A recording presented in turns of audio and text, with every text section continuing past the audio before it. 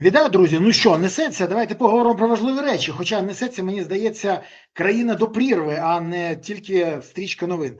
Про те, що відбувається в країні. Куди ведуть країну? Навіщо нам ці зміни, які відбуваються, і чи покращать вони ситуацію України? Будемо говорити сьогодні з депутатом Верховної Ради Володимиром Ар'євим. Володимире, вітаю. Вітаю, навзаєм. Дивись, скажімо так. Тобі відомо, що я став одним із тих, хто дізнався про зміни в уряді до того, як про це почали писати в ЗМІ. 100%.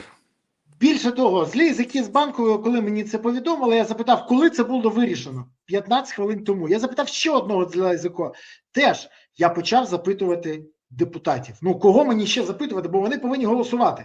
І жоден. І ти теж сказав мені, що ні, да в нас нічого не повідомляли, ми ніч про що не знали. Скажи мені, І на будь ласка, обрії не було. скажи мені, будь ласка, щоб я зрозумів, то у нас тепер приймають рішення не депутата, їм просто повідомляють, треба проголосувати. І навіщо та для чого замінюють зараз уряд? А що, щось змінилося за останні 7 років? Перший уряд Зеленського, який був сформований, він був сформований не у Верховній Раді, бо в Верховну Раду прийшли люди абсолютно далекі взагалі від того, як робиться державотворення. Це прийшли туди там люди з різних професій, коміки, кухарі, які, ну, тут усі професії мають повагу, але в парламенти завжди приходять люди в цивілізованих країнах не вперше, щоб одразу там без жодної підготовки, без жодної якоїсь діяльності політичної чи громадської одразу стрибнути в парламент. Саме тому відомий товариш Мілованов, який потім від цієї влади отримував всі необхідні преференції, він організував в Трускавці навіть навчання, короткий курс, як керувати державою. Ми всі це пам'ятаємо, ці трускавецькі курси, що півкраїни за голову хапалися про те, кого наобирали. І, в принципі, воно триває і досі, тому що, насправді, більшість у Верховній Раді, або, принаймні, та величезна частина осіб, які були обрані в Верховну Раду, вони прийшли туди не для того, щоб чинити державну політику, а для того, щоб красти, для того, щоб брати хабарі, і для того, щоб просто отримувати зарплати і займатися тими справами вільно, якими вони самі хочуть, самі для себе. Тому, ясна річ, так. Я вже маленьке зауваження до того, що ти сказав. Я добре пам'ятаю, як депутати від «Слуг народу», наприклад, той же самий Дмитрук, не міг назвати прізвище прем'єра, за якого голосував. Ну, гаразд, коли вони не могли розшифровку дати абревіатур НАБУ, САП, КМУ, це ладно, окей, я ще можу зрозуміти. Ну, люди, може, там прийшли з спортзалу або з якогось там шоу-бізу. Окей. Нічого не хочу казати. Книжки вчасно не прочитали. Але не знати прізвище за того, за кого ти проголосував, це окрема історія. То мене Слава, це... Ні, почекай. Ні, зараз так само ніхто не знає, за кого хто голосує. Бо я коли починав, я пам'ятаю, ну тобі, ладно, ти опозиція. Вас можуть не ставити, навіть взагалі ніякої інформації не давати. Коли я тобі назвав, кого на які посади будуть призначати, ти сказав, та не може бути, немає такої інформації. Але коли я запитав вслух, більше того, з керівників фракції мені сказали, що та не може бути, а потім вже почали телефонувати, говорять, ми почали дізнаватися, що дійсно збирають голоси. Я кажу, це вам зателефонували? Ні, ми від інших фракцій, Майбах, ОПЗЖ, вони дізналися про це від них. Зараз що відбувається? Та, в принципі, те саме. Я згадую, як у Верховній Раді в перші дні її роботи, цієї Верховної Ради, в них нові слуги, нова монобільшість, ходили прямо в залі в сесійному за колонною курити айкоси. Але це ще закінчили після того, як зробили зауваження, причому там довелося робити зауваження Разумкову, який тоді був спікером. Але і якщо ми вже згадали Дмитрука, я розкажу іншу історію. Він в перші дні роботи Верховної Ради цього скликання його посадили поруч із нашою фракцією. І він опинився прямо біля мене. От його крісло було прямо біля мене. І на одному із засідань, він же там спортсмен, я пам'ятаю, як він подивився на годинник, відкрив сумку прямо в залі засідань Верховної Ради. Всі сидять, голосують. Він дістає судочок з котлетками, ставить прямо так от на стіл перед собою і починає наминати оце все. Я на нього дивлюся, він дивиться на котлети. Я на нього, він на котлети. Я кажу, все нормально? Він дивиться так тоді на мене, відривається від цих котлет, бере судочок, каже, хочеш?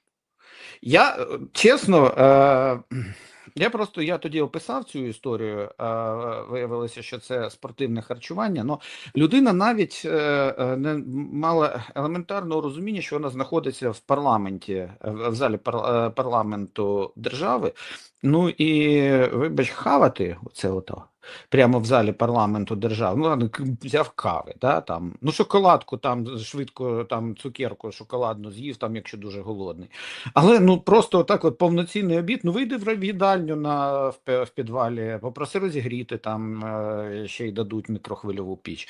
А ось воно і буде. Зараз, в принципі, ну, Дмитрука вже давно в залі Верховної Ради немає, ми розуміємо, що він зараз порвав із Зеленським, але поведінка дуже багатьох, вона не змінилася. Ні, частина фракції «Слуг народу» їх вже отак от дістало все, що відбувається. Інша справа, що їх не настільки багато для того, щоб упиратися цим авторитарним... А якщо їх не так багато, голоси є? От скажи мені, будь ласка, чи є от голоси? я говорив з одним з очільників «Слуг» після того, як стало зрозуміло, що така ситуація все ж таки має місце, раптове звільнення уряду і не конституційним чином, коли уряд звільняє не парламент, як за Конституцією, а президент, який до цього звільнення взагалі не повинен мати жодного відносину. Ну, але де-факто ми ж знаємо, що він несе повну відповідальність за всю ситуацію в країні, тому що його монобільшість, слуги з ОПЗЖ, і його Кабінет міністрів, який він же сам і призначав, і який він же сам зараз і буде відправляти у відставку. Так от, один із очільників «Слуг» мені сказав, що ну ризиковано. Це щодо кількості голосів. Але повертаючись до Кабінету міністрів, ну у мене питання було одне. Ну, він заслужив відставку.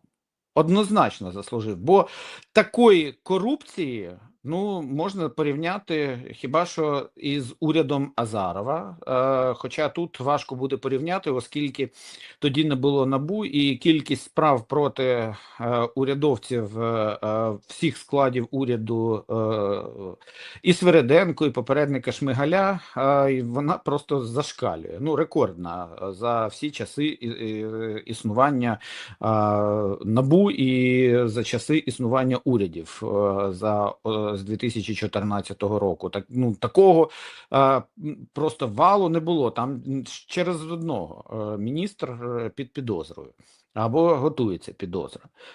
Тому в даному разі я розумію, що уряд це заслужив відставку.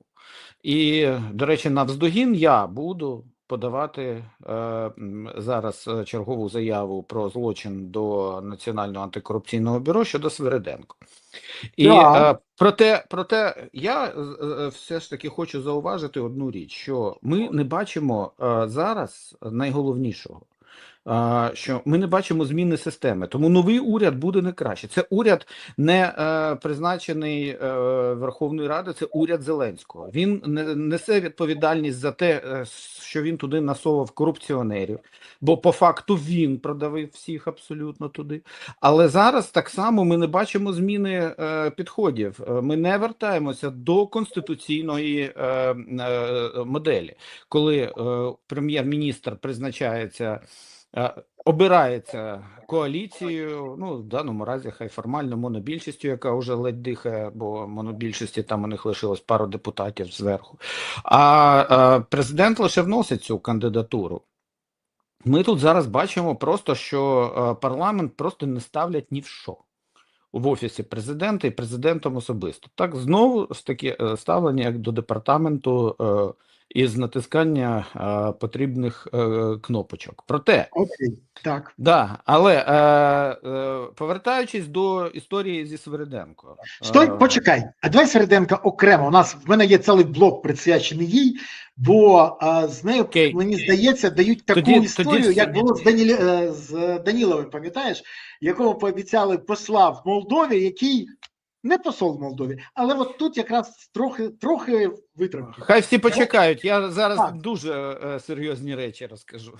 Так, я знаю, але дивись, я хочу тебе запитати, скажи мені, будь ласка, от ти кажеш, що ніяких змін не буде, причини звільнення цього уряду. Я чув 3 причини від різних людей, які навіть не можуть сказати, що це гарантовано 100%. Перша причина, що розуміння, що незабаром один з віце-прем'єрів отримає підозру в корупції.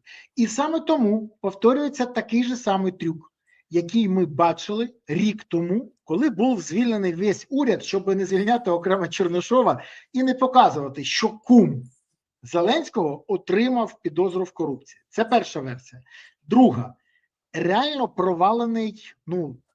провалений повністю режим підготовки до зимового сезону. Це не жарт, це не перебільшення, це не лякалка. Сьогодні навіть Ніна Южаніна, твоя колега, я звернув увагу, доволі різко все сказала, що регіонам для підготовки до зими потрібно в 5 разів більше коштів, ніж їм виділяють з державного бюджету. Окрім того, декілька депутатів, які від провладної більшості і від опозиції, мені кажуть, нічого фактично не зроблено. Там десь шматками щось, децентралізації немає. Грошей на котельні не дали. Газотурбінний напрямок завалений. Те, що нам повинні були дати партнери, завалили з нашого боку через відсутність документації, співпраці, там взагалі там треш відбувається. І коли вона каже, що рекомендації влади, збирайтесь кудись за межі Києва, куди саме? Ви подивіться, що відбувається. Ми ще не говорили про Вишневе, куди людям запропонувати тимчасово виїхати. Де ці міста, куди всім подітися з Києва, щоб забезпечити собі бодай якесь опалення? Так, це не може бути. Так це ж не тільки в Києві буде. І тут, мені каже людина, одна з причин змін уряду – це вивести з-під відповідальності та негатива тих, хто належно готує країну до зими. Бо одні скажуть, ми хотіли, нам не дали, ми не встигли, тому що звільнили, а інші кажуть, ми не встигли, тому що тільки прийшли. І жодних відповідальних немає. Але є ще третя версія, що все це загалом сьогодні для того, щоб посилити контроль над фінансами, посилити хоч якось, бо Свириденко відверто не тягне, не тягне, це всі визнають, вона стюардеса.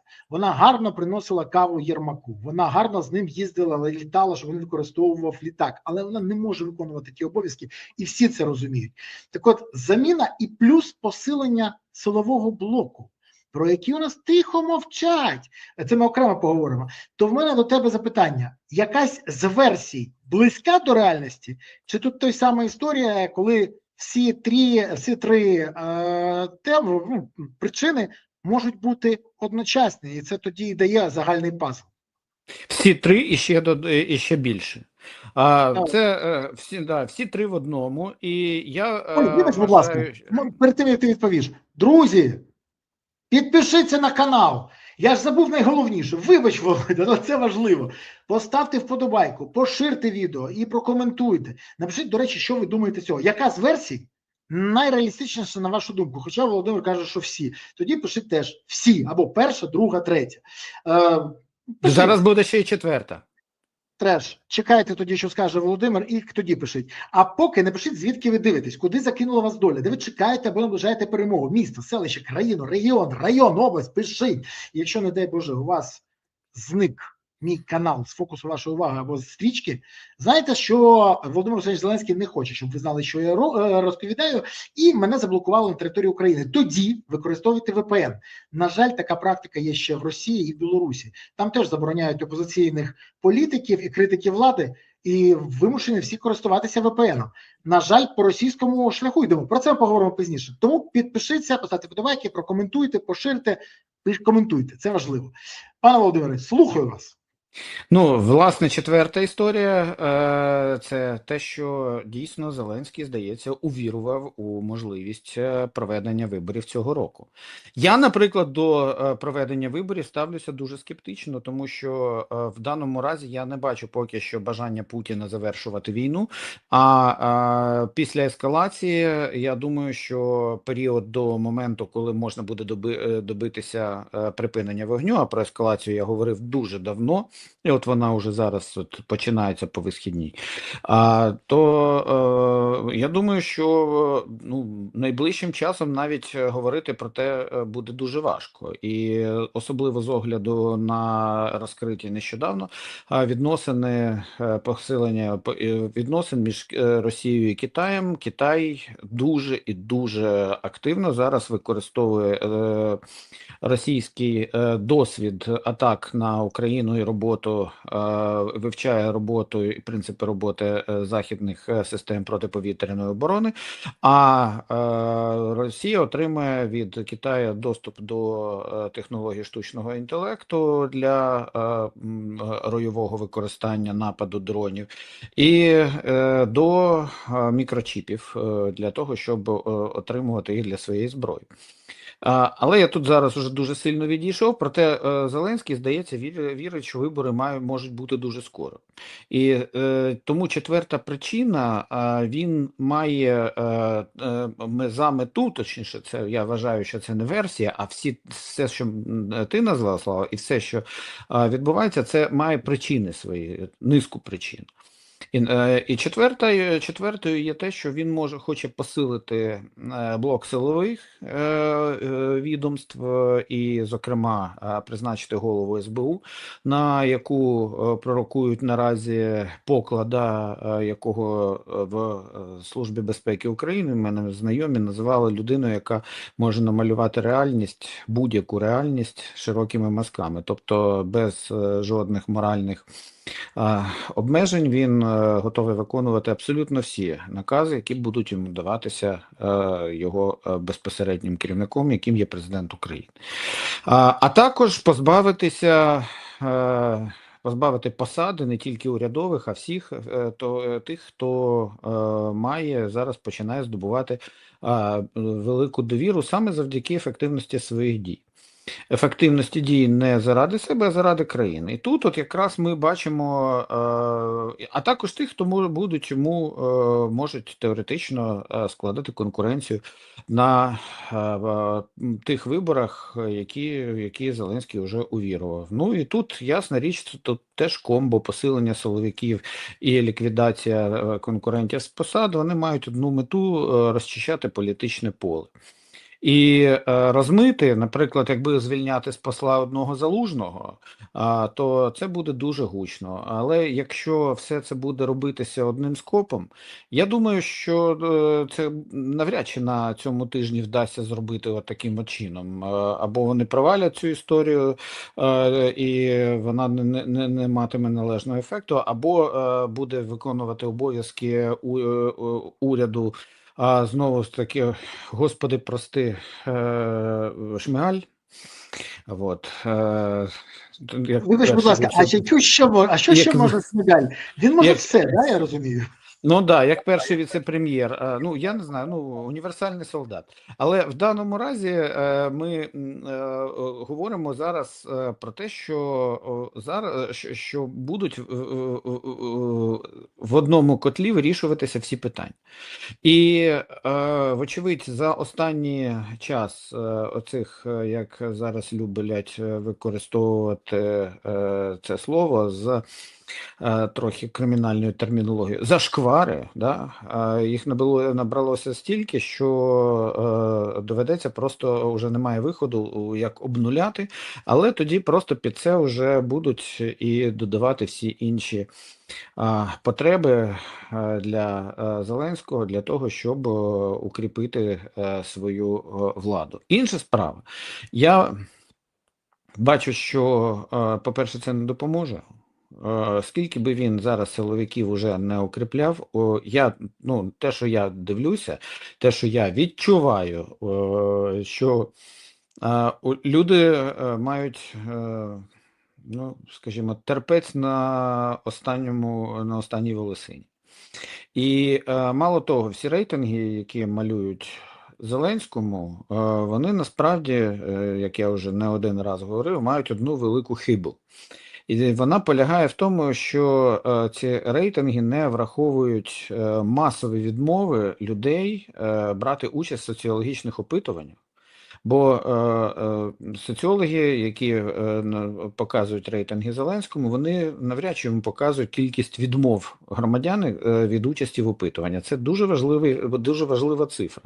І кількість відмов складає до 90%. Тобто опитування відбувається із тих 10%, які погодилися відповідати на ці питання. Але скільки з тих 90% мають дулю в кишені, ніхто не знає. І яка це доля?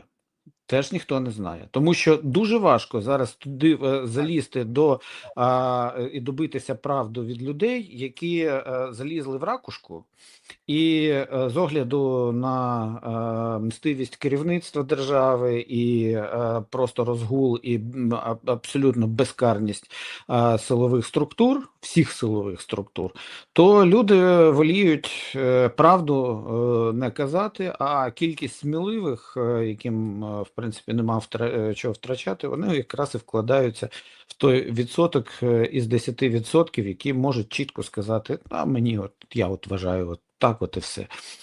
І тому рейтинги довіри в 60% із 10, які погодилися відповідати, я вважаю, це така собі дуже цифра, м'яко кажучи. Тому я би на місці Зеленського зараз взагалі, з огляду на все, що відбувається, з огляду на всі ці порушення прав людини, які відбувалися в Україні, корупцію, на всі ці речі, які просто доводять уже людей тихо до сказу, що вони просто риплять зубами, не фігурально, а абсолютно реально, то я би на його місці просто навіть подумав, як би взагалі не йти на вибори. Але, вочевидь, він настільки відірвався від землі, що він увірував в те, що ще він може перемогти, якщо він позбудеться всіх конкурентів і проведе ці вибори блискавично. Тут, правда, теж не дуже вірю,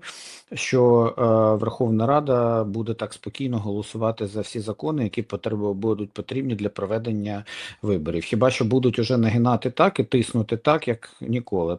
Тоді я вірю. До речі, керівник одної соціологічної служби, скажімо не так, людина, яка впливає, це не керівник, ти знаєш, є директорат, а є власники. От людина, яка впливає на компанію, яка займається соцопитуванням, мені сказала цікаву історію про те, що їм радили більше не ставити запитання про те, скільки людей хоче замінити президента України після закінчення бойових дій. Бо інакше наступне опитування можна провести при штурмі посадці. При тому всім чоловічим колективам, незалежності від віку і фізичного стану. Дуже цікава технологія, і я говорю, що будете робити? Ти знаєш, нас не залякало, але ми подумали, що дійсно, нафіга нам те питання? Я говорю, я зрозумів, ти відповів, все, далі можеш нічого не казати. Але це вже, здається, трохи, треш, відвертий треш. При цьому, дивись, знову ж, ті самі злі, які з Банкової кажуть, для Арахамії це іспит. Якщо йому вдасться протягнути, зібрати голоси саме для Арахамії, то тоді просто буде його авторитет і вплив на Зеленського неймовірний. Якщо не зможе, в ньому можуть бути проблеми. Тому він зараз концентрується. Скажи мені, будь ласка, Хто готовий давати голоси і за що? Я розумію, що вийде хтось і обов'язково скаже, скоріше небо впаде на землю, ніж я проголосую за зміну цього уряду. І потім його виведуть в кулуари. Там далі є різні варіанти. З когось можуть зняти, наприклад, кримінальну справу, комусь можуть допомогти з призначенням, а у когось навпаки можуть забрати посади його людей, які десь знаходяться. Комусь можуть подарувати якесь посольство. Ми ж знаємо це, вже ми ж це бачили. А комусь гроші. Скажи мені, будь ласка, Слава, наскільки тут дивися, реально? ситуація тут така. Якщо для слуг там і ОПЗЖ, чи там бізнес-груп, таких як «За майбутнє» і «Довіра», то там одна ситуація, так, то для опозиційних фракцій, реально опозиційних фракцій, які критикували весь час уряд, тут же така дилема. А ви критикували? Ну так і чого ж ви хочете його залишити? Нелогічно, так? Але якщо ми беремо участь в голосуванні, то тоді виходить, що можна сказати, що ви підіграли Банковій. Це вилка. Насправді, Віли, да. а ще можуть сказати, що ви берете на себе тоді відповідальність за все, що буде і було. І ось тоді, да, я думаю, що будемо серйозно. У нас ще засідання фракції буде сьогодні з цього приводу, і завтра, я думаю, будемо розмовляти. І будемо обговорювати всі за і проти. Поки що, ну, я не можу говорити, як фракція буде голосувати, тому що рішення не було. Але зазвичай у нас практика от в Європейській солідарності була така. Ми не брали відповідальність за призначення цього уряду, ми не будемо брати відповідальність і брати участь в голосуванні за його. Хочете, ви його призначали. Ми були від самого початку скептично до нього налаштовані. Ви з ним тепер розбирайтеся. Ну, це було завжди, так? І я зараз просто без рішення фракції коментувати це, що ми будемо робити, я не знаю. Але ну реально, коли прем'єр-міністр заслужив підозру від НАБУ, перепрошую, підозру від НАБУ, ну, мені, наприклад, дуже хотітиметься проголосувати за її відставку. Але я розумію, що все це одна велика комбінація, в якій мені брати участь буде просто не з руки. І я, обирати треба між поганим і дуже поганим. Дуже поганим, да.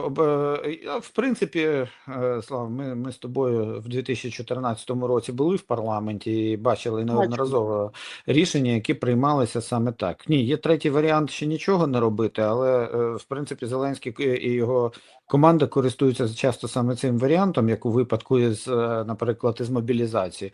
Але тоді воно розвивається ще по найгіршому шляху.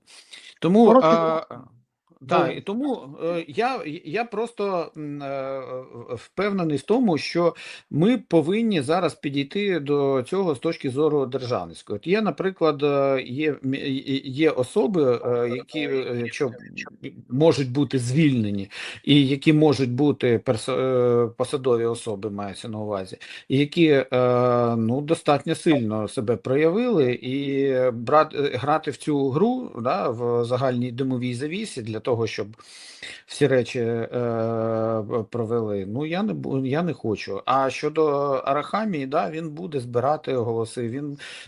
Він і Гетьманцев, і хто там іще, вони будуть намагатися розмовляти абсолютно з усіма. Проте я не думаю, що в даному разі у Зеленського там будуть створювати до Арахамії проблеми, бо а хто тоді залишиться навколо нього? Ні, проблем не буду створювати, але от, ти знаєш, це той самий момент, коли він може підтвердити. Мені сказали, що декілька людей не зв'язані, і вони кажуть, ти не розумієш, це такий іспит для Арахамії, що він може довести, що він просто необхідний Банковій настільки, що фактично його вплив дуже підійметься. Але це може бути, зазвичай це називається по скудоумію і злішньому рвенню. Тому в даному разі я тут можу зрозуміти, що комусь треба дуже-дуже вислужитися для того, щоб заробити собі додаткові там позиції, але в принципі це, наразі ця система, вона показує лише те, що реальних реформ і змін в державі годі й чекати. Тому що є пересування ліжок, є оця тасовка крапленої колоди і система підходу до прийняття урядових рішень, вона нагадує російську, а не європейську. Тому що якщо, от як Путін, він ухвалює рішення, хто буде в уряді, і їхня дума про це голосує, так і у нас фактично ця модель. Не така, як у наших європейських сусідів і партнерів. Тому я, наприклад, мені бридко брати участь взагалі в таких речах, тому що моя мета – зробити українську систему все ж таки європейською. Я докладаю зі свого боку до цього всіх зусиль докладав завжди. Ну, ясна річ, що один в полі не воїн, коли треба 226 голосів, але принаймні стараюсь. І тому я точно не братиму участь в тих речах, які просто протирічать не тільки здоровому глузду, а й нашому європейському вектору. Коротке запитання і переходимо до неймовірної теми. Посли, стюардеси, підозри, корупція. Бо, як не дивно, це тут так намішано, що буде по всіх. І не тільки по Свириденко. Скажи мені, будь ласка, коротке запитання, і після якого хочу, щоб дещо наші глядачі написали. Як ти вважаєш? Ну, фактично ж Зеленський, оголосивши про відставку прем'єр-міністра Свириденко, порушив Конституцію. Це ж пряме порушення Конституції. На це має право виключно Верховна Рада. Я правий? Воно буде оформлено, наче це буде від Верховної Ради. Про це. Але як сталося? Я правий в цьому, правильно? Це має право ухвалювати і заявляти про це. Він може казати, я би бажав, я би бачив, все що, але все, відставка вирішена. Він показує, що він він може пропонувати Верховній Раді, але це він плював він на такі дрібниці, як процедура і Конституція. Що ж там дійсно? От тут це ми поговоримо трохи пізніше, тому що це не перше порушення за останній тиждень якраз, але в мене до тебе Конституції саме, але в мене запитання. А в парламента є сили і бажання проявити суб'єктність? Чи не в цьому випадку? Я вже казав на початку, що критична маса, на превеликий жаль, тих, хто не є державниками. І вони є абсолютно залежними, бо ще й конверти отримували, і на кожного із них є там те, що через що можна натиснути, особливо в «Слугах народу», там в ОПЗЖ тим більше.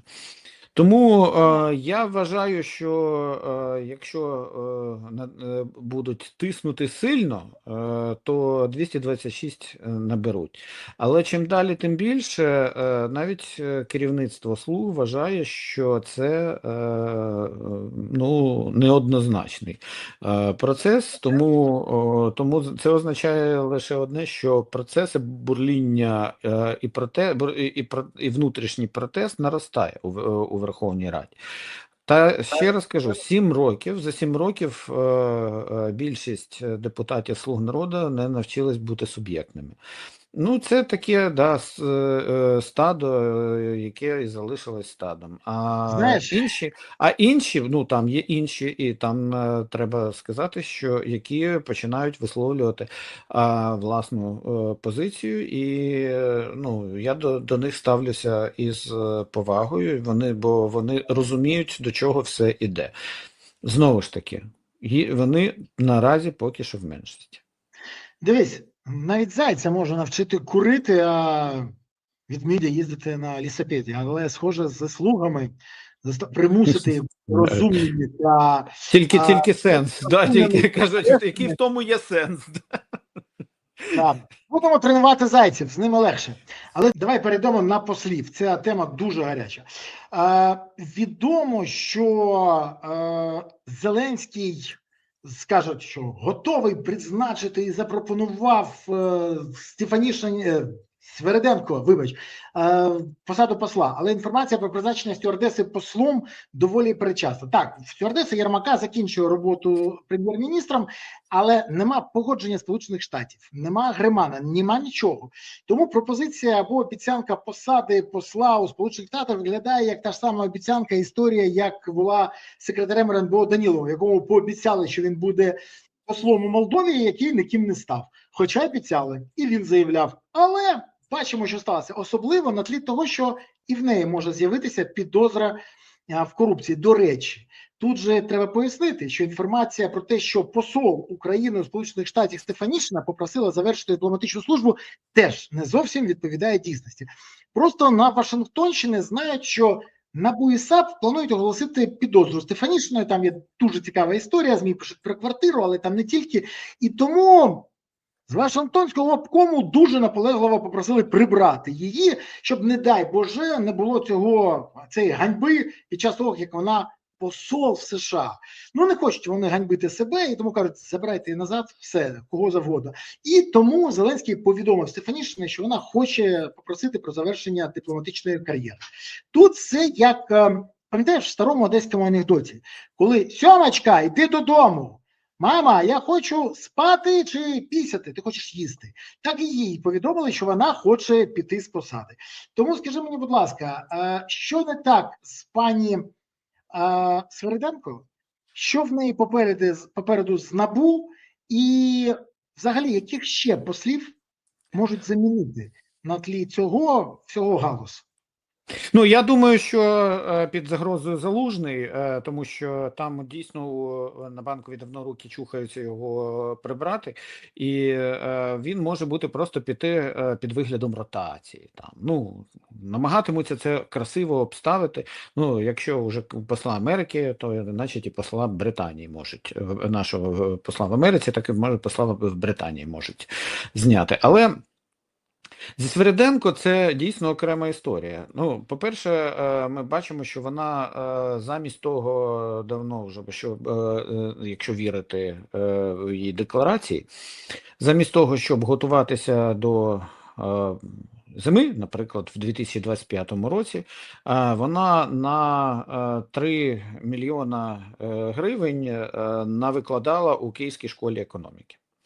Ну, тобто у неї є дуже багато вільного часу, проте зима була насправді в 25-26 року дуже і дуже важка. До речі, зима 26-27 року буде не менш важкою, а можливо навіть і більш важкою. І якраз те, що вона провалила, то про що ми з тобою говорили, про те, що ти казав, це вже факт, і вже новому уряду навряд чи вдасться дуже сильно все це наздогнати. Але найцікавіше інше. Коли я все ж таки почав цікавитися, як так, от у прем'єр-міністра воюючої країни стільки справ, стільки турбот, зокрема і енергетика була в дуже складному стані, нічого підготовки не відбулося нормальної. Скільки часу вона провела на викладанні? Викладання? Ну, це не важко. Вона, як речі, людина, яка там працювала, вона просто дивиться, скільки годин вона витратила на це, Правильно, скільки але отримала грошей і дає тобі відповідь. Це не важко. Далі. так, але Київ, ну, спочатку я звернувся до Київської школи економіки. І в Київській школі економіки мені сказали, що це інформація, яка є приватними даними, персональними даними. І вони ніяк не можуть, попри те, що персональні дані в таких випадках не стосуються осіб, щодо яких є публічні інтереси, зокрема прем'єр-міністра, бо це, в принципі, вона в робочий час могла, який оплачується з бюджету, вона могла викладати і отримувати від приватної структури гроші. Але вони сказали, що ні, ми ні в якому разі вам не надамо і взагалі. Де ж таємниця? Це приватна, це персональна інформація. Так. Це не може бути персональна інформація, тому що вона є прем'єр-міністром, який викладає в публічному місці. Але ну, якщо в Київській школі економіці такі юристи, як економісти, то мені шкода нашу економіку. Проте зараз не про це. Вони відмовилися відповідати. Я поставив те саме питання тоді Свериденко. Ну, 3 мільйони гривень. Ну, це ж серйозні гроші. Далі відбулася взагалі дуже цікава історія. Замість того, щоб сказати мені, знаю, от я там я Свериденко, Юлія Анатоліївна викладала стільки-то часу, наприклад, там тоді-то і тоді-то. Подивитися на її розклад прем'єр-міністра у 25-му році. Ну, розклад же ведеться її прослужбою протоколу від і до.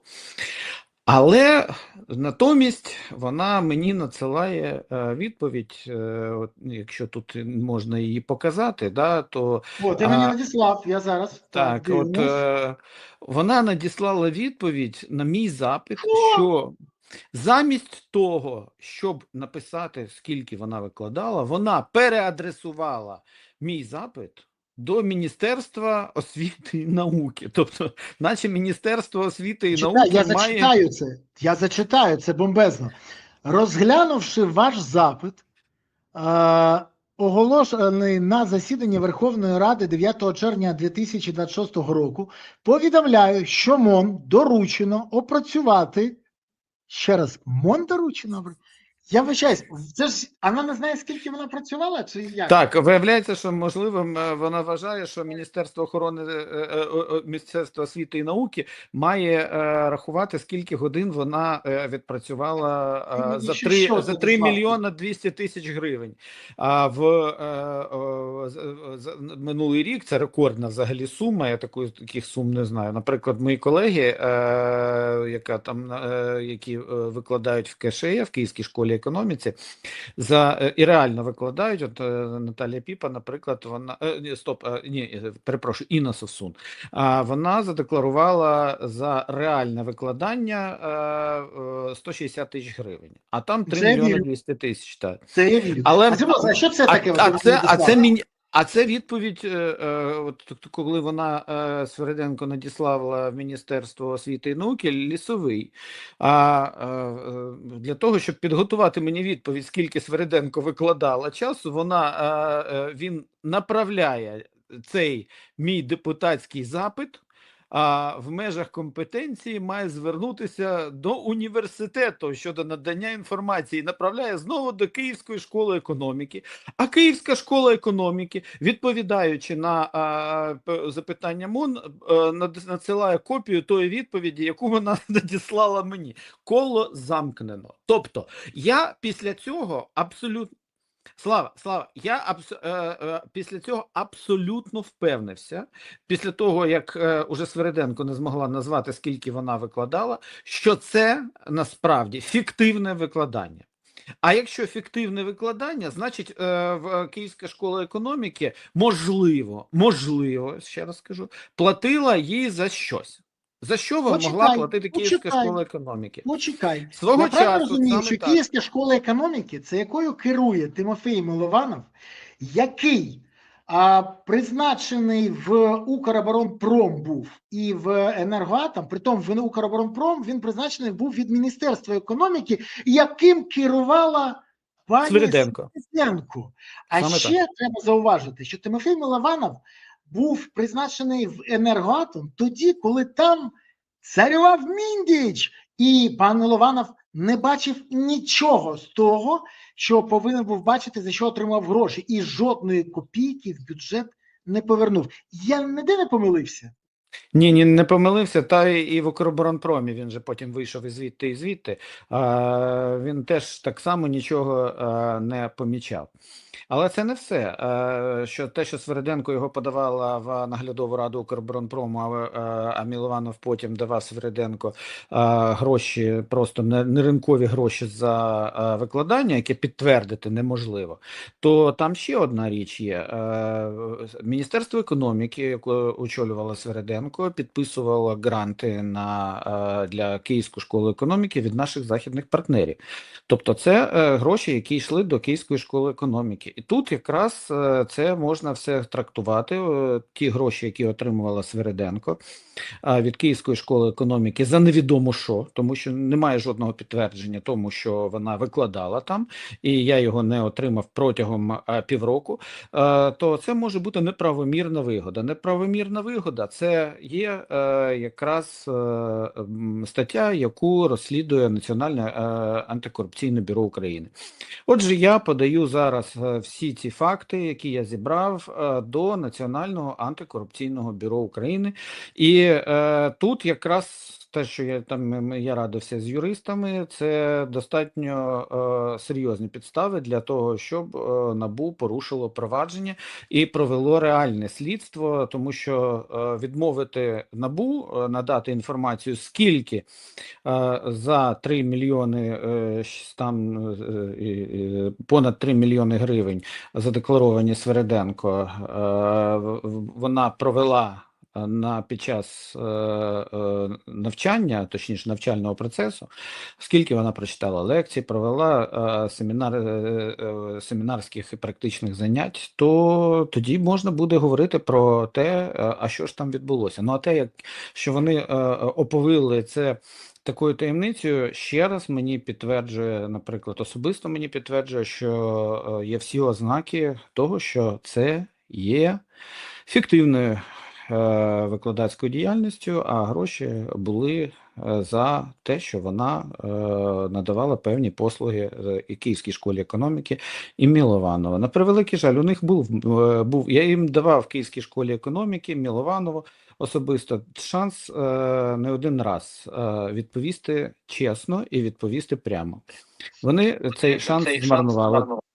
Тепер вони будуть відповідати Національному антикорупційному бюро.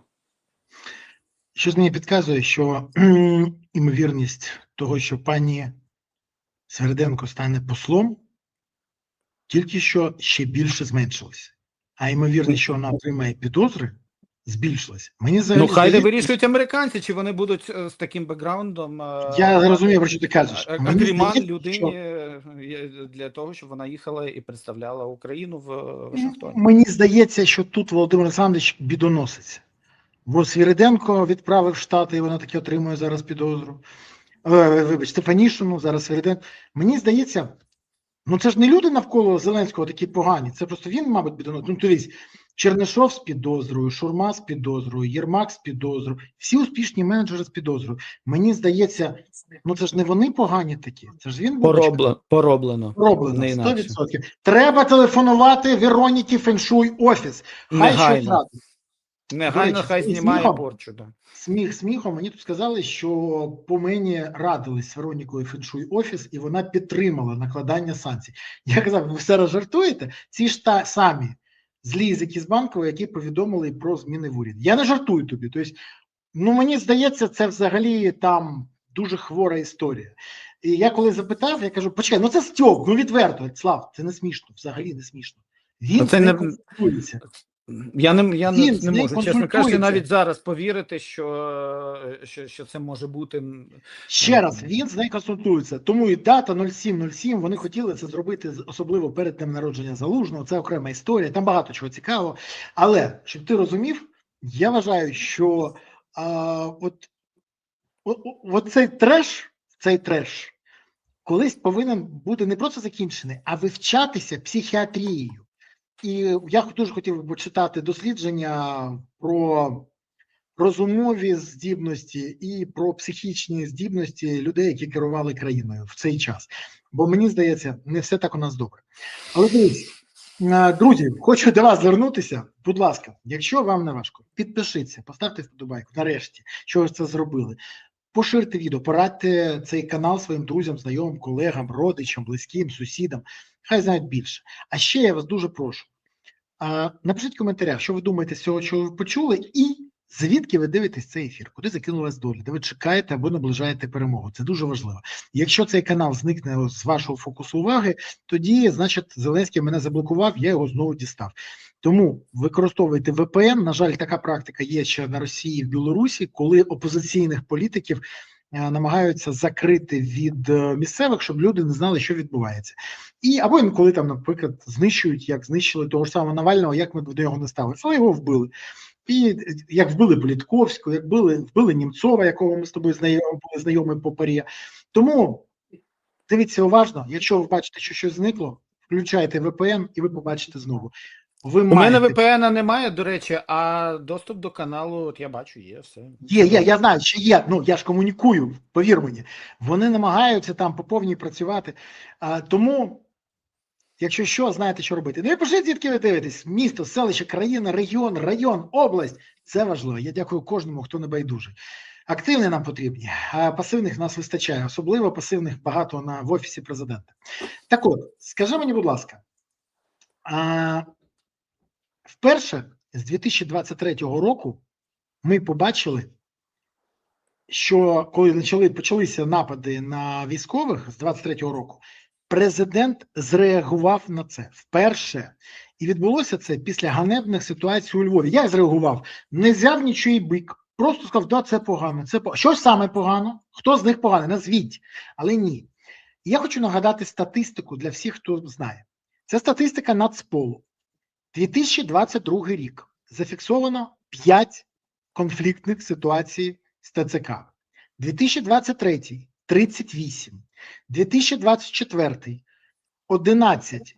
До 8 лютого 2024 року, коли був звільнений Залужний, і до кінця року 118. Це для розуміння, як почало все змінюватись. 24 рік, 25-й – 341. Президент мовчить. Президент мовчить і погіршує ситуацію. Але зараз він знову відреагував. І не тільки на це. Він вперше відреагував на викрадення та вбивство військовими 155-ї бригади людей. Затриманих 10. На жаль, це колишній командир бригади та військовослужбовці, серед яких навіть командир батальйону, який в званні лейтенанту був. Справа доволі страшна. Скажи мені, будь ласка, він заявив, всі винні будуть покарані, так стверджує президент. Вони будуть покарані так само, як і кум Зеленського Чернишов, з якого вже навіть зняли браслет 7 липня, тоді ж, коли на мене наклали санкції. І чому президент досі мовчить про питання вбивства військовослужбовців ТЦК або перевищення сил та повноважень військовослужбовцями ТЦК? Насправді, ми таке враження, що ми вже перетворюємося на таке собі європейське Сомалі, де закон не працює і де є все більше і більше випадків судів Лінча. Якщо говорити про ситуацію зі 155-ю, ну, це ж, наскільки я пам'ятаю, це бригада, яка мала назву імені Анни Київської, зараз я перевірю, це не та бригада, вона? Та сама, де Рюмшина. Я це Рюмшина, я пам'ятаю. І добилися того, що добилися того, що бойового офіцера зі знаннями зробили ЦАПом від Бувайла і призначили людину зі Скелі, структура, яка дуже близька до Сирського. А зараз ми бачимо це. І, до речі, зробили це з погодження Зеленського. Мені це відомо. Саме так. Бо Рюмшин був адекватним командиром, і він був комбригом, якого поважали солдати. І це людина, яка продовжує зараз уже на південному напрямку з перервами на суди захищати Україну. А тут виходить, що дійсно це створення таких собі приватних ледь не бандформувань, які в складі Збройних сил України для того, щоб розбиратися із людьми. Насправді це пахне саме Сомалі. І у мене іншого, якщо, тут же питання в іншому, якщо зараз нічого не буде, то сила дії буде дорівнювати силі протидії. Тобто сила протидії буде така сама. Я бачив реакцію села Калинівка Київської області, де відбулося вбивство цих двох чоловіків, батько яких, до речі, був сам убитий на війні у 2023 році. Ну, люди повстали. фактично, вони вимагають справедливості. Тобто, якщо так, то рано чи пізно нова Врадіївка, але для тих, хто форму використовує задля беззаконня, буде чекати за будь-яких обставин. І я тут вважаю, що насправді воно стосується абсолютно всіх. І коли йдуть напади на людей у формі, якими би не були зараз претензії, але напад на людину у формі під час воєнного стану він є неприпустимим. Проте і люди у формі, так само у воєнній військовій формі, вони не мають використовувати, зловживати тими правами, яким їм надає воєнний стан. І те, що в ТЦК процвітає хабарництво і викуп від мобілізації, це теж факт. І тому це рух назустріч двох потягів, які стикаються, і потім виходить те, що йдуть беззаконня на беззаконня. І те, що дійсно беззаконня залишається взагалі поза увагою влади, це свідчить про те, що Зеленський просто розуміючи, що це електорально дуже невигідна історія, він самоусунувся як верховний головнокомандувач і від захисту військовослужбовців, людей у формі, і від того, щоб карати всіх злочинців, які чинять злочини проти громадян, користуючись своїми правами військовослужбовця. Ну, то, що я говорив давно про те, що точно військових треба забрати від системи оповіщення, і військові ЗСУ мають тільки займатися розподілом тих, хто є у військкоматах або там в ТЦК. І в ТЦК точно не можна створювати підвалів, про які вже неодноразово говорив особисто уповноважений Верховної Ради з прав людини Лубінець, який відвідував ці місця, і людей тримають гірше, ніж в СІЗО. Ну, в СІЗО можна, наприклад, передачу передати, а там обмежують навіть у цьому. Часто там деяких просто хто вигадує ці обмеження, це обмеження вигадує той, хто керує тим чи іншим центром. І забирають телефони, б'ють людей. Це так не може такого бути. Тому якщо вже мобілізували, то ставтеся з повагою, тому що це захисники. І людина в формі так само має бути недоторканою, і тут уже треба дійсно робити все для того, щоб люди розуміли, що людина в формі є, не може бути до неї застосована сила. Бо розбиратися, звичайно, як у Львові, де виявилося, що далеко не всі, хто були там, були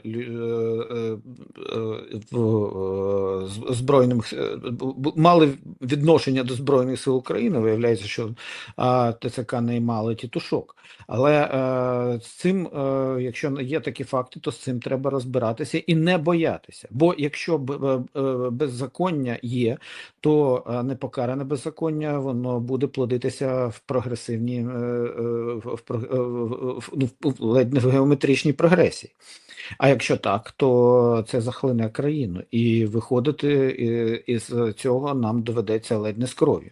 Тому для того, щоб цього уникнути, Зеленський, як верховний головнокомандувач, має дійсно взяти на себе відповідальність і підтримати, а не перешкоджати системі реформування мобілізації, яка має бути комплексною. Поки що перешкоджає цьому Генеральний штаб, і верховний головнокомандувач відсторонився від цієї проблеми, наче її не існує. Тому, якщо глава держави, верховний головнокомандувач хоче показати себе дійсно людиною, яка дбає про державу і про її інтереси, і про її безпеку, то в питаннях мобілізації має бути наведений порядок. Тобто вся корупція має бути знищена на корню, і вся система має бути перебудована повністю.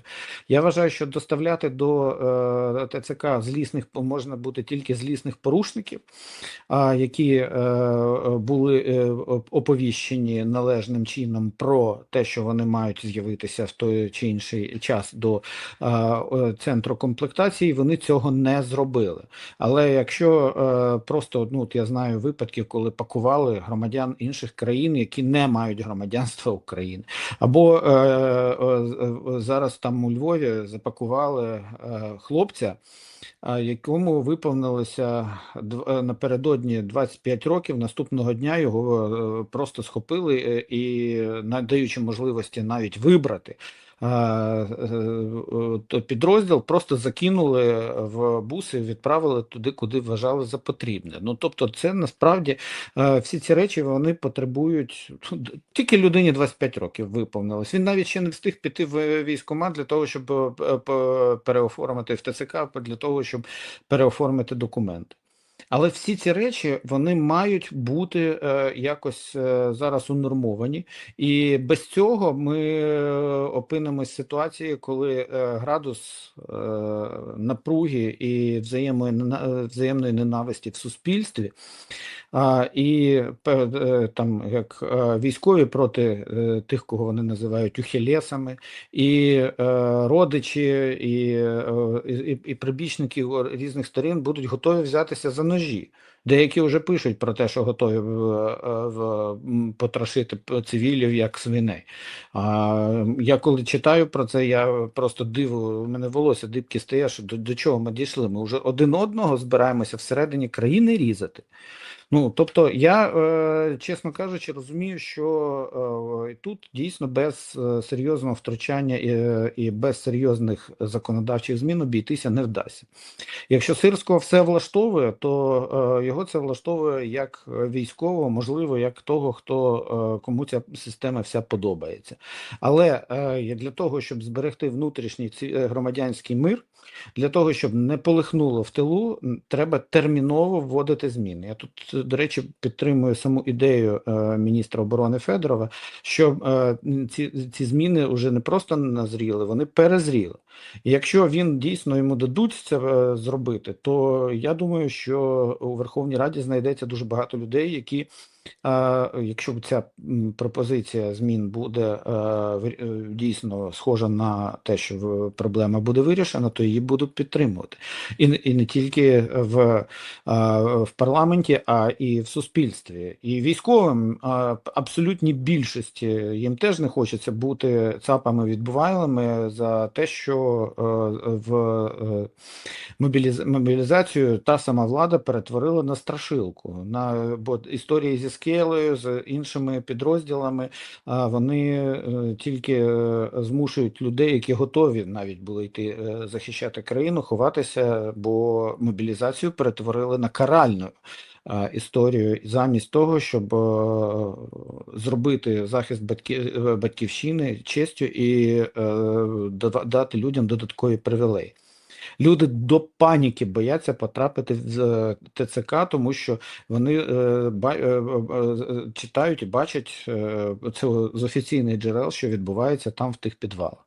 Тому я впевнений, що без того, щоб вирішити це питання, у нас іншого виходу немає. Інакше ми дійсно перетворимося в такий собі європейський Сомалі чи Афганістан. Я навіть не знаю, що тобі сказати, ти правий на 100%. І можу тільки додати, що найближчим часом, якщо ми не вирішимо це, мені здається, ми побачимо масштабування проблеми по всій країні. Я розумію, чому так сталося. Тому що Верховний Головнокомандуючий скинув це на військових, просто скинув це на військових. А взагалі не займається питаннями вирішення проблем мобілізації, СЗЧ, підготовки, граничних термінів служби, всього іншого, навчання, просто ігноруючи процеси. І боїться, що це буде бити його по рейтингам. Але проблема, що це б'є не по рейтингу, це б'є по всій країні. І якщо Зеленський не почне цим займатися, ситуація буде ще гіршою. Але я не вірю, що він започне. Кажу, як є, тому і є загрози для погіршення. Подивимось. Дуже коротке останнє запитання. Скажи мені, будь ласка, ти вже знаєш, що санкції на мені, на Порошенка навпаки не зняли санкції. До речі, Милованов підтримав накладання санкцій на мене. Я розумію, ні, це нормальна ситуація, тому що він же повинен відпрацьовувати гроші, які отримує в різних наглядових радах і на посаді. Скажи мені, будь ласка, в мене запитання. Ти знаєш ставлення до цього в Європі. нашим глядачам поясни, чим це загрожує, як відреагувала Європа свою резолюцію, і що буде далі після того, як на осінній сесії ПАРЄ буде озвучений звіт по правах людини, і там, до речі, буду я, як один з тих, хто буде пояснювати, що відбувається. Хоча я вже знаю, що українські делегації, а саме представникам України, доручено зробити все можливе і неможливе, щоб мене там не було. І це так смішно, тому що мені про це теж повідомляють. Ну, щоб ти так розумів. То в мене запитання про перспективи, про санкції і як це вплине взагалі на Україну. Те, що зробив Зеленський. Насправді все це буде достатньо боляче бити по європейській інтеграції України, тому що питання свободи слова і корупції, вони піднімалися за словами віце-прем'єра з євроінтеграції Тараса Качки, який на засіданні нашого комітету з питань цифрової трансформації про це говорив, то це означає, що коли затикають рот, як в даному разі тобі, а це комбо, бо ти говориш про справи пов'язані з корупцією, значить це буде впливати на наше просування на переговорах з Європейським Я не можу не Союзом. поставити запитання, вибач, не можу. Але тоді, може, це навмисно і робиться, бо мені сказала людина з нашого Міністерства закордонних справ, дословно, нас там не бачать. Я кажу, хто вам це сказав? Так вважає перший. Нас там не... Я говорю, що значить так вважає перший? Я говорю з країнами Балтії, з французами, я говорю да поляки навіть ті ж самі, не всі однакові, давай відверто казати. І я кажу, тож у вас хтось в голові бачить, що нас хтось не бачить, хоч їм... Я поясню тобі, Слава, дивись, нас не бачать там з тою системою, яку побудував Зеленський. І йому про це говорять, що цю систему треба міняти. Зеленський не хоче міняти цю систему, він навпаки її посилює. Він посилює схожість української системи на російську. І ясна річ, що він тоді каже, що нас там не бачать, бо саме він є джерелом перешкоджання тих змін, які нам потрібно зробити для того, щоб увійти в Європейський Союз. Є копенгагенські критерії, які мусить виконати кожна країна. І поки і серед цих копенгагенських критеріїв є в тому числі і питання прав людини, свобод і верховенства права. І коли запроваджуються санкції без взагалі жодних пояснень, чи то проти Петра Порошенка, чи то проти Борислава Берези, чи проти будь-кого іншого громадянина України, щодо якого немає взагалі ані кримінальних справ, або він перебуває в досяжності юрисдикції країни і немає жодних звинувачень підтверджених судом, тобто немає вироку суду, то тоді це фактично, особливо як це у випадку з Порошенко, це превентивні санкції, превентивна юстиція була, наскільки я пам'ятаю, останній раз у нацистській Німеччині. То ясна річ, що це дуже далеко від європейських стандартів. І ясно, що Європейський парламент продовжує на цьому наполягати, і в своїй резолюції, останній, яка була минулого тижня, він зазначив про 54-й параграф, про те, що запровадження санкцій проти політичних опонентів або громадянського суспільства, воно підриває довіру до того, що відбувається в Україні. Тому ясна річ, що цей підрив довіри, він не допомагає, а Зеленський вважає, що тоді, що його не хочуть бачити. Ну, ясна річ, що не хочуть бачити не Україну, а не хочуть, можливо, його, а можливо, ту систему, яку він збудував. Точніше, неможливо, а точно не хочуть бачити ту систему, яку він будує замість демократії, а він будує автократичний режим. І оце точно ніхто в Європейському Союзі не прийме. І це тут не буде від Польщі і до Голландії, від Швеції і до Греції. Всі будуть казати, що країна, яка не відповідає копенгагенським критеріям, яка не пройде зміну правової системи і не підгонить її під лекала Європейського Союзу, вона не зможе стати членом Європейського Союзу ніколи. Тому питання в тому, що Зеленський має це усвідомити, але він усвідомлює тільки одне, що він хоче зберегти владу, а для того, щоб зберегти владу будь-яким шляхом і будь-яким способом, треба використовувати що?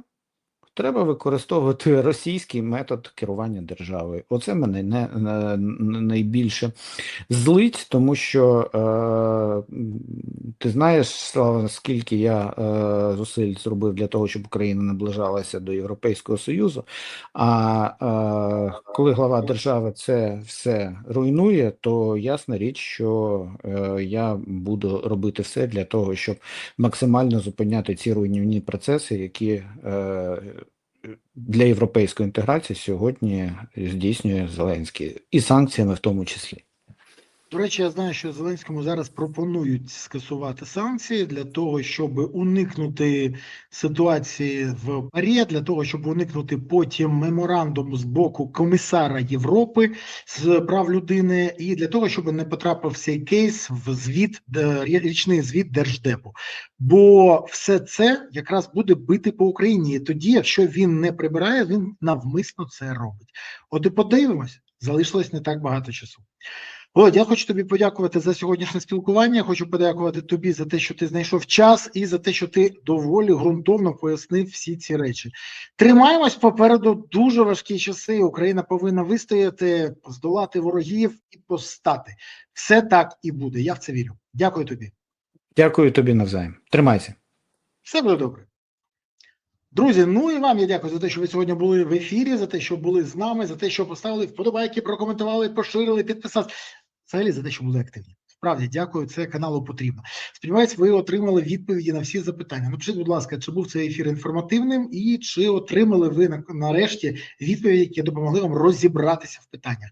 Ну, як завжди, не забувайте підтримувати ЗСУ, бо поки наш президент боїться закликати про підтримку для Збройних сил України, я наголошую на це, що це єдина сила, яка є запорукою майбутнього України. Є ЗСУ, є майбутнє України. Не буде Збройних сил України, не буде лише майбутнього, України не буде.